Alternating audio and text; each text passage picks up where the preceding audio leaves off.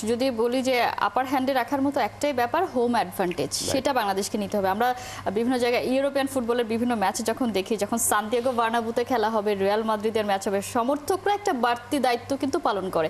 সেই দায়িত্বটা আজকে হয়তো বাংলাদেশের সমর্থকরা পালন করতে চাইবে।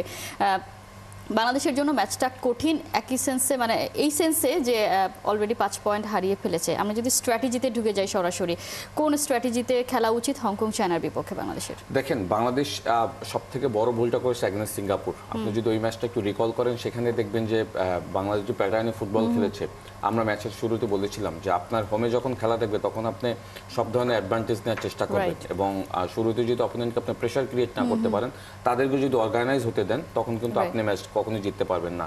যেটা সিঙ্গাপুর ম্যাচ একদম স্পষ্ট ছিল। ফার্স্ট হাফে আমরা লো ডিফেন্ডিং করতে গিয়ে তাদেরকে সুযোগ করে দিয়েছে, তারা 2 গোল করে দিয়ে কিন্তু তারা ম্যাচটা গ্রিপে নিয়ে নিয়েছে।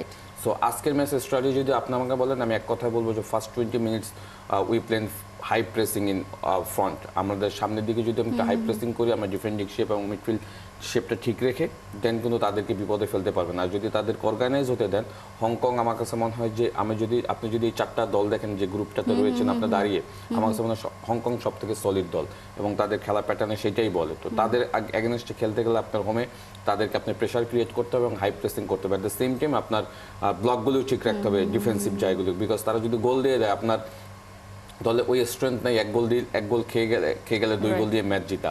বিকজ সিঙ্গাপুরের সাথে কিন্তু আমরা সেটা দেখেছি, আপনি যখন 2 গোল দিয়েছেন, 1 গোল দিয়েছেন, বাট তারাও সেটাও আসলে ভুলে একটা সুযোগ পাওয়া নিজেদের। সুতরাং গোল কনসিড করলে আপনার জন্য টাফ হয়ে যাবে। সুতরাং আপনি যদি ফার্স্ট 20 মিনিটসে হাই প্রেসিং করে অপোনেন্টকে একটা গোল দিয়ে দিতে পারেন, তখন কিন্তু আসলে হংকং কিন্তু বিপদে পড়ে যাবে এবং তাদের যে স্ট্র্যাটেজি থাকবে সেটা কিন্তু তারা অ্যাভেল করতে পারবেন অন দ্য পিচ। তো আমার কাছে মনে হয় যে আমাদের ওই অ্যাপ্রোচ থাকতে হবে আজকে, এবং আপনার তো হাতে আর কিছু না, আজকে ম্যাচ জিততেই হবে। সুতরাং জেতার জন্য কিন্তু আপনি যদি হাই প্রেসিং না করেন, অপোনেন্টকে প্রেসার দিয়ে ফুটবলটাই খেলতে হবে, কোনো ওয়ে নেই।